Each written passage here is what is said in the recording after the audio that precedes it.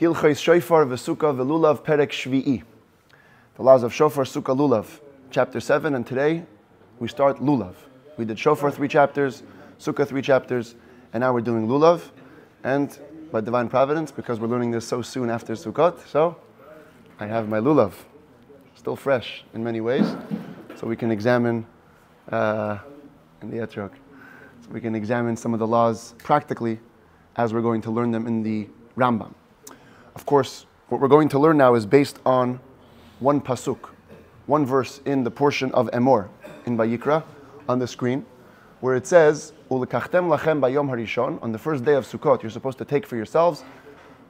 And the verse describes 4 types of things: pre-Eitz Hadar, the fruit of a beautiful tree, which the Talmud learns is an etrog. Kapot tmarim. Kapot tmarim means the tied up leaves, the bound leaves of a date palm. That's the lulav. Va'anaf eitz avot, a branch from a woven or a braided tree, and that's the hadassim. We're going to soon see. Va'arvei nachal, that's the simplest one. The aravot, the willows that grow by the river. So, in the Talmud is a long discussion to prove how each word means the type that we take today. The Rambam, since he's just the halacha man, he gives us the final ruling without going into the whole details of it. So the Rambam begins, halacha aleph, kapois timorim, ha'amures b'Torah. He begins with the second one.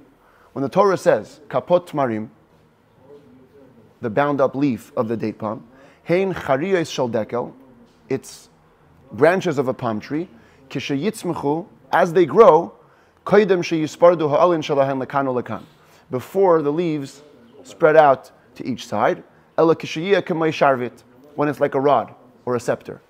There's hua nikra, lulav. That's what we call colloquially in halacha, it's lulav. Lulav is, literally, this is the branch. You know, many people cover their sukkah with palm branches with sechach. That's the same thing as this, just when it grows. If you let this grow on the tree, it'll expand and turn into a proper palm branch. But before that, as it's in its stick state, that's the lulav. Beis, pre-Eitz Hadar ha'amar b'Torah. Back to the first one. The fruit of the beautiful tree that's stated in the Torah, hu esrog, the citron, beautiful yellow esrog. Va'anaf eitz avos ha'amar b'Torah, the branch of the braided tree that's stated in the Torah, hu hahadas, that is the myrtle branch. Why? She'olav choyfin es eitzai, because its leaves cover the wood. Look at a typical hadas, you'll basically only seeing the leaves. The leaves cover the branch. That's one of the meanings of avot. I translated it as braided, but avot could also mean thick and covering, in the sense that the leaves, as they grow, cover the entire branch. Now the Rambam describes, what does it mean, the leaves cover the wood? There needs to be 3 leaves or more coming out of one stem. It's kind of hard to see this from far, but if you look at every layer of the hadas, at every point where there's a stem, they're not all shared. Each one has its own little root, but it's 3 per layer. And that's how you know that the leaves will cover the wood from all sides. But if it was just 2 leaves on the same level, here you have a picture. The third one was higher. Okay, that's on the left side. 2 leaves on the bottom, 1 higher. This is a bit different. That's 2 on the top and 1 lower. But the point is they're not all 3 on the same level. So the Rambam says, Ein ze avos. That's not called braided properly. Aval nikra hadas shoita. It's called the foolish hadas.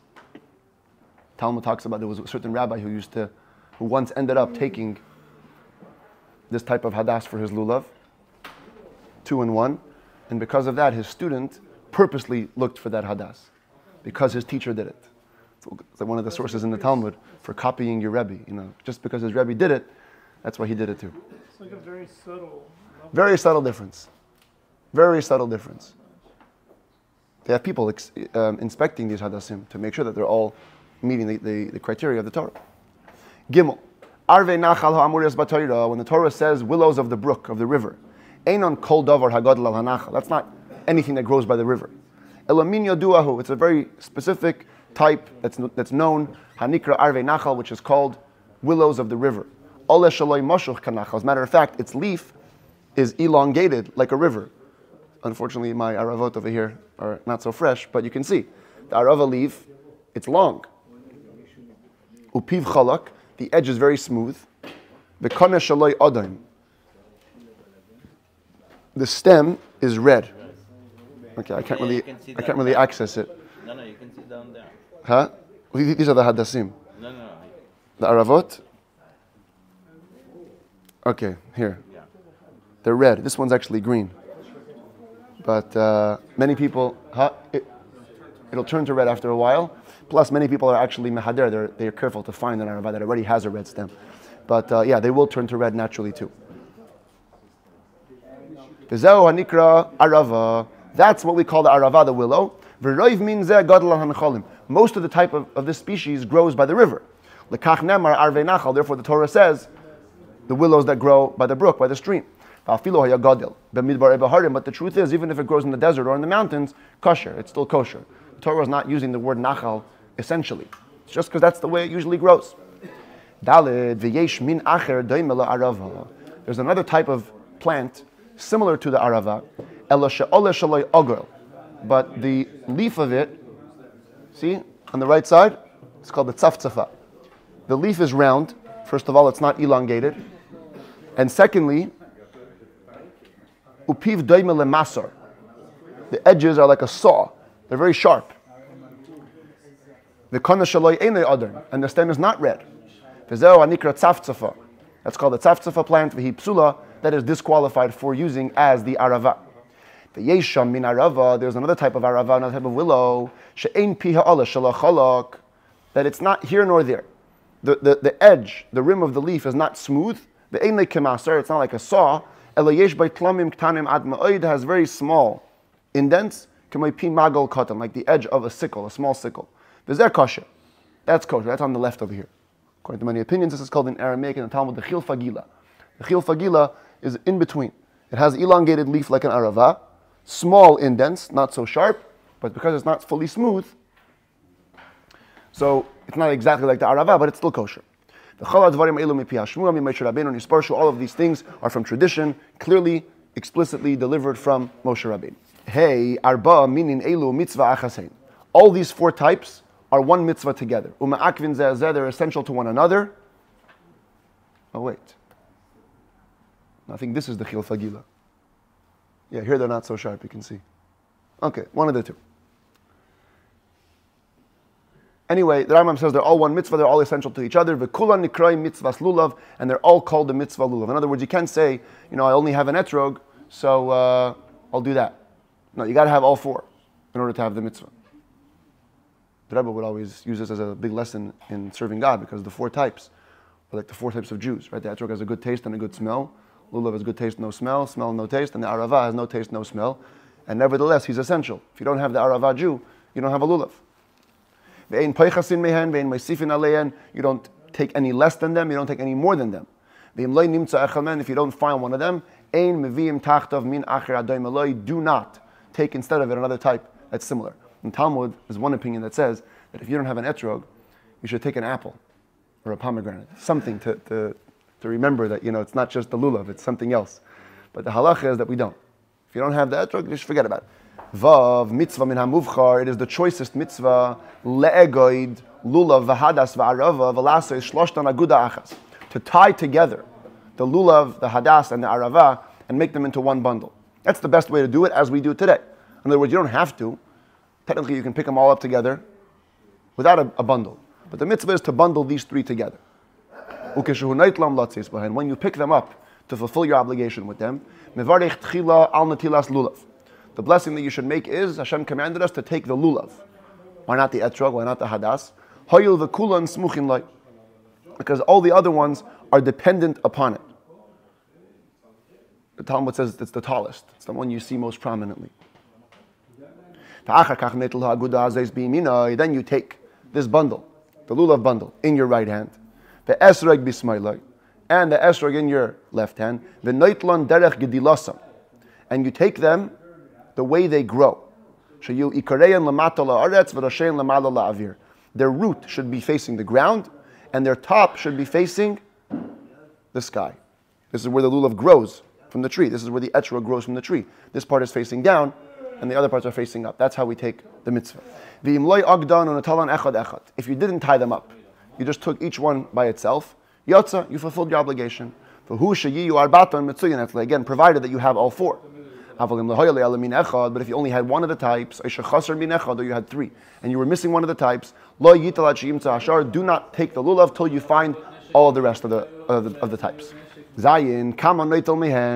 How many do we take of each type?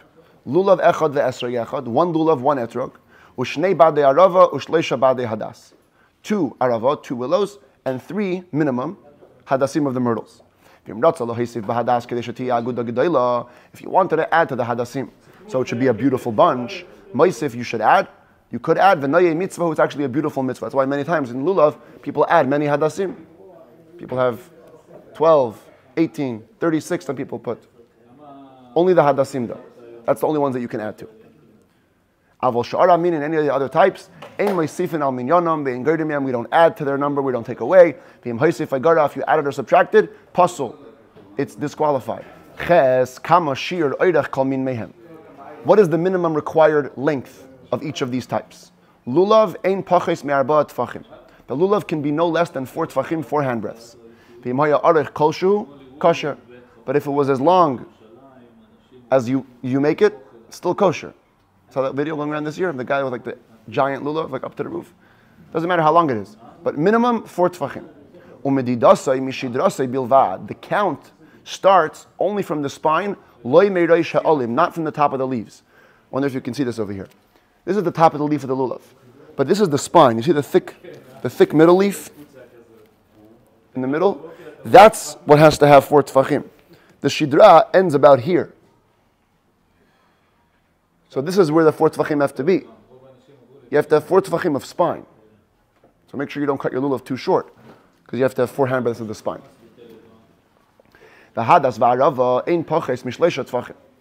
The willow and the myrtle, no less than 3 tfachim. V'im hayarukin kol sheim cherem. Again, no matter how long they were, they're kosher. Va'afilu ein b'chol bad v'ubad ela shleisha alin lachin. Even if you only have 3 moist leaves in every one of the branches. Today, thank God we're blessed with an abundance of hadasim. But let's say you only found dry ones, and at the top there was, or somewhere along the line, there was 3 moist leaves. You're good. Ksherim. V'hu berei Shabad. So long as you're at the top of the branch. V'im agad lulav. If you're tying the lulav together, tzarich sheyiyeh shidrei shalulav yetze min hadas va'arava tefach hayeser. The spine of the lulav has to extend past the willow and the myrtle. Can you see it over here? At least 1 handbreadth. So you're tying them all together. He found where the spine ends, and from there to the top of the hadasim, there has to be at least 1 tefach. Same over here. Once the hadasim end, you begin counting 1 handbreadth, and make sure the spine doesn't end before the handbreadth. But in our case, the spine goes all the way up to the top, right? No. The spine, the middle leaf ends over here. The spine over here. Then it splits into 2. So it doesn't count. Huh? Oh, it splits into 2 leaves. B'shir esrog ein paches mikabetza. The amount of an etrog can be no less than an egg size. If it's as big as you want it, big as a watermelon, it's also okay, it's kosher, but no less than an egg size. Once you pick them up, all 4 types together, whether you pick them up together, one after another, your right under your left hand, you fulfill your obligation. That's only if you pick them up as they grow. But not the way they grow, then you haven't fulfilled your obligation. And that's why some people, when they take the lulav, they take the etrog upside down for the blessing. Because this way they don't fulfill the obligation until they turn it over, and now you fulfill your obligation. Here's the mitzvah the way it's ideally done according to Jewish law. And I found the picture of a chayal doing lulav and etrog, so it should be a zechut for all the chayalim in Eretz Yisrael. You pick up the bundle of the 3 types in the right hand, the esrog b'smail, and the etrog in the left hand. Bring it forth, bring it back, up and down. And shake the lulav 3 times in every direction. Keita, what does it mean practically? Moilich means you bring it forth, shake the lulav 3 times, umevi umenanei reish lulav shalosh pamim, and you bring it back and shake 3 times. V'chein ba'aliyah v'yerida. Up, shake 3 times. Down, shake 3 times. It's not exactly our custom.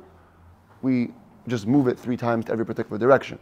No, right? But some people do that. Some people they extend it, shake it, come back. But then do they extend and shake it 3 times, so it's like a total of 9 shakes? No, he just has So it's either order. 12 shakes over here. Meilich, Mevi, Meile, Meirid, 3 times in each direction. So 1 in each direction. One time. It seems like, each direction, yes. And then shake 3 times. Exactly. Okay. And then come back. We just extend 3 times. Even though if you watch the Rebbe's videos of the Rebbe very closely, you can see that every time he extended the lulav, he also gave it a shake. Shake. So you do both. Yeah, you do both. You have both. V'heichan meilech umevi. Where do we shake the lulav? B'shas kriyas ha'halel. We shake it when we read the halel. B'hoidu la'Hashem ki tov tchila v'soif. The first time and the last time we say the verse Hodu la'Hashem ki tov kilo olam chasdo, in the middle there and towards the end of halel. Uva'ana Hashem Moshiana. And at the words Ana Hashem Moshiana. V'chol hayom kosher l'ntilas lulav ve'einay noitel balayla. All day is kosher for taking lulav from sunrise to sunset, but not by night. Yud Aleph, Asala, Gudazu, Gimain, Shal Kesef, Shal Zav, Oisha, Karach, Allah, Hasadin, Unatala. What if the way you wrapped up the lulav was you made a golden handle over here, silver handle, or maybe just a napkin or a cloth?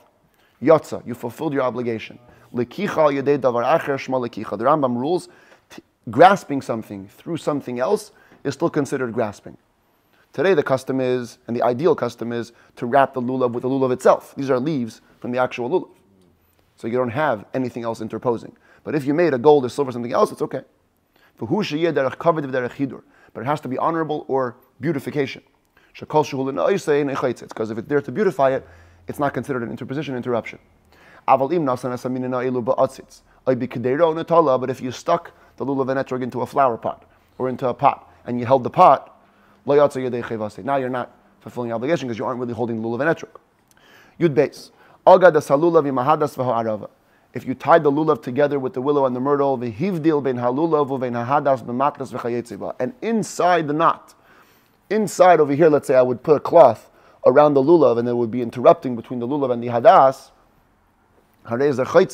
that is, unfortunately, an interruption. But if you put between the lulav and the hadas leaves of another hadas that was already detached, that doesn't interrupt. Because when you have the same type with each other, it doesn't constitute an interposition. You can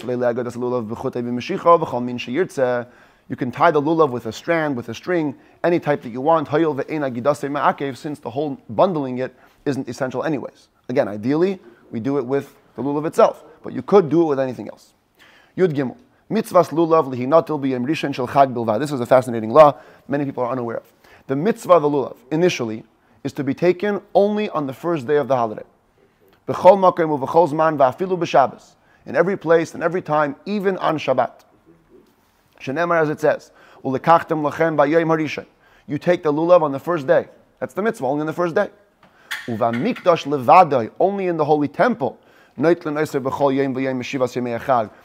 the lulav every day of the 7 days. Shenemar, as it says at the end of the verse that we started off today. What does it say in the end? Usmachtem lifnei Hashem Elokeichem. Shivas Yamim, the verse ends off. You should rejoice for 7 days in front of Hashem your God. In the temple you take 7 days, but everywhere else only 1 day.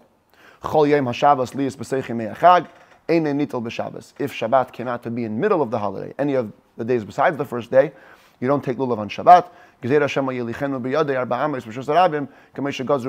same decree, you're going to carry it 4 amot in the public domain, as they made a decree by shofar. But initially, on the first day, they didn't have that decree. Why didn't they make the decree on the first day of the holiday? Because it's a biblical mitzvah. Even in the rest of Israel. Nimtza turns out the law of the first day and the law of the other days aren't the same. In the rest of the days of the holiday, there's no obligation to take lulav, only in the temple. That's how it used to be. Once the temple was destroyed, they made an enactment Lulav nital b'chol makom kol shivas yemei chag zecher lamikdash. That everywhere we should take lulav all 7 days to remember the holy temple. V'chol yom v'yom mevarich alav, and every day you make a blessing. Asher kichanu b'mitzvayso v'tzivanu al natilas lulav. Mipnei shehi mitzvah medivrei seifrim, because it's a rabbinic commandment, and we make blessings on rabbinic commandments. V'takana zu, and this enactment, im kol ha'takonos shehiskin Rabbi Yochanan ben Zakkai meshachar beis hamikdash, together with all the enactments that Rabbi Yochanan ben Zakkai, the great leader of Israel at the time, made after the Churban, destruction of the temple. The Rambam says, when the temple will be rebuilt, everything will revert back to its older state, and we will no longer take the lulav for 7 days unless we're in the Bet HaMikdash. In the time of the holy temple, as we said, they would take the lulav even on the first day if it fell on Shabbos. And the same thing in any other place where they knew for sure when Rosh Chodesh was, and they knew for sure when the first day of Sukkot was. In any further place, they didn't know when the calendar was set, and so they had to keep holiday out of doubt. They would never take the lulav on Shabbat out of doubt. After the temple was destroyed, the sages said, no more taking lulav on Shabbos first day. We treat it like any other day. Even in Israel, where they sanctified the new month, and they know when it is, no lulav on Shabbat, because of the other Jews who are far away, don't know when the calendar was set. So all Jews should be equal. Can you imagine the arguments among the Jews? These guys are taking lulav on Shabbos, no lulav on Shabbos. It will turn into a very bad situation. Since the obligation to take lulav on the first day is equal everywhere, and there is no temple to depend on. In other words, when there was a Bet HaMikdash, you could say, you know what? If you're there, you take it on Shabbos. If you're here, not. That's an easy distinction. But once there's no temple, what are you going to say? If you live in this town, yes, this town, not. It's going to get very, very blurry.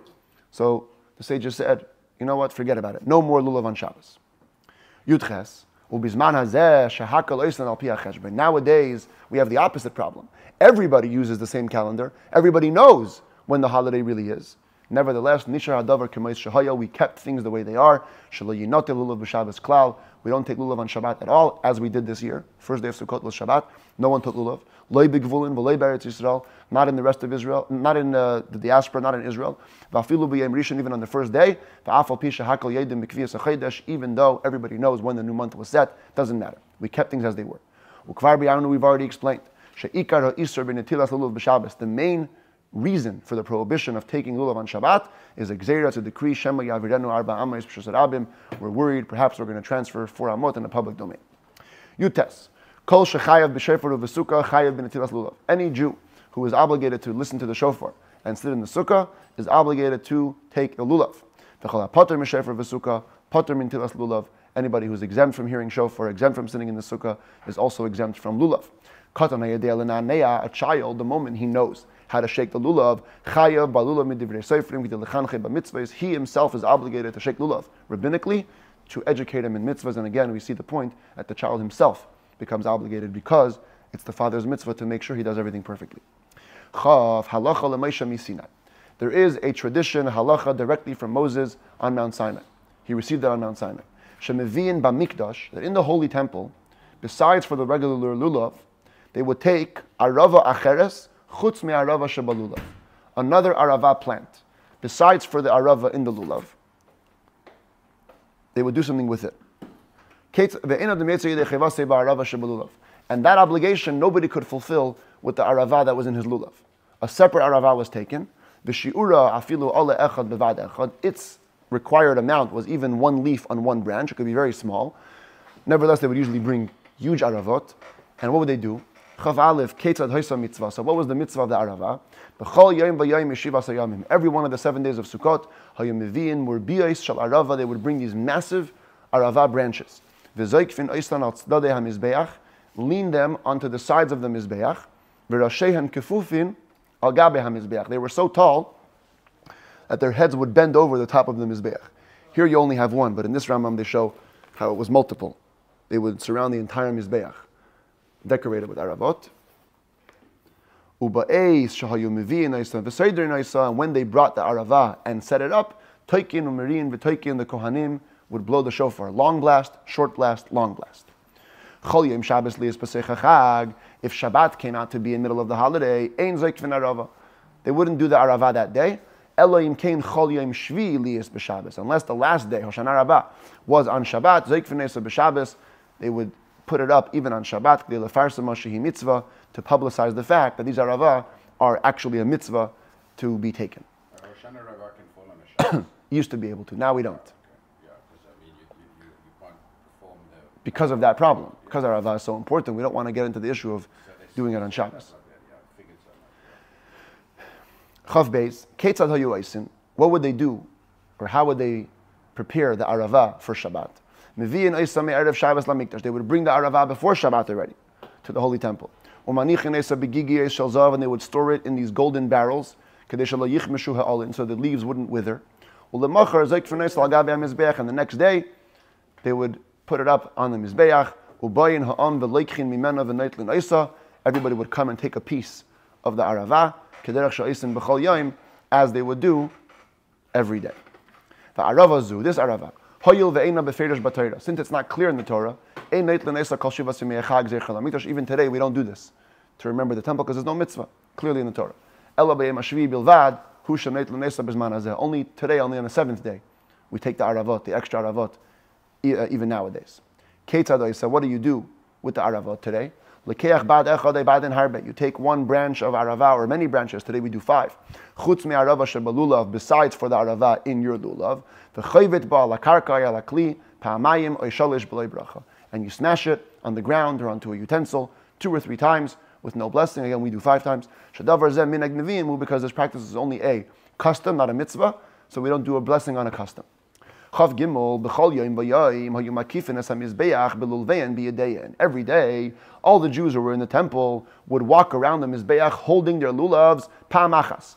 They would go around the mizbeach one time, and they would say, Ana Hashem Mashiachna, Ana Hashem Hatzlichana. Uvayim hashvi, makifin es hamizbeach sheva pa'amim. On the 7th day, they would surround the mizbeach 7 times. Ukvar nagu Yisrael b'chol ha'mekaymes. And Jews have a custom all around the world, in every place, lahaniach teva be'emtza beis hakneses, to copy this. We put down a bima. This is a video. This is a picture of the Marina Russia Shul in Moscow. You have a bima in the middle of the temple, of the shul, and you walk around it every day, as they would walk around the mizbeach, to remember the holy temple. The following was the custom in Jerusalem. The Jew would walk out of his house in the morning holding his lulav, the mitzvah of the day. He would go into shul holding his lulav. He would daven the whole davening holding the lulav. He would go to visit the sick, comfort the mourners. Lulav was in his hand. Maybe this is a source for Miftzayim. The Chassidim go around all day with the lulav. Wherever they go, they offer people a chance to do the lulav. When you go into the study hall, you don't study with your lulav. You send it home with your kid or with your slave and leave it there. A woman can take the lulav from her husband or from her son and put it back in the water on Shabbat. Even if it's Shabbat, you can put lulav in the water. When they used to take lulav on Shabbat. On a regular holiday, not Shabbat, you could even add more water. And on Chol HaMoed, you could even change the water that you store your lulav in. Many people do that today. They keep it in water. Some people keep it in a moist cloth. Point is, you protect the lulav. Chavav, hadas shabalulav. The myrtle branch in the lulav, asur lahariach bay. It's forbidden to smell. Because its only use is for smell. Since it's designated for the mitzvah, you can't use it for another use to smell for yourself. But an esrog you could smell because its designation can be explained as I'm not going to eat it. I'm going to use it for the mitzvah, but I can still smell it. All 7th day, even the 7th day, after you already took the lulav in the morning, you still can't eat the etrog. Because it was put aside for part of the day, the whole day is off limits. But on the 8th day, not Sukkot anymore, you can eat it. Nowadays, when we keep 2 days holiday, even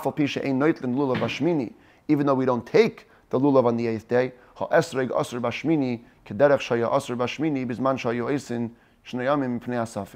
the esrog is forbidden on the 8th day, as it was always forbidden on the 8th day, which was doubtfully the 7th day, shu safek shvi, because it's possibly the 7th day. So we treat it as part of Sukkot in that way, and we don't eat the etrog. Hifri shiva esrog in the shiva sayamim.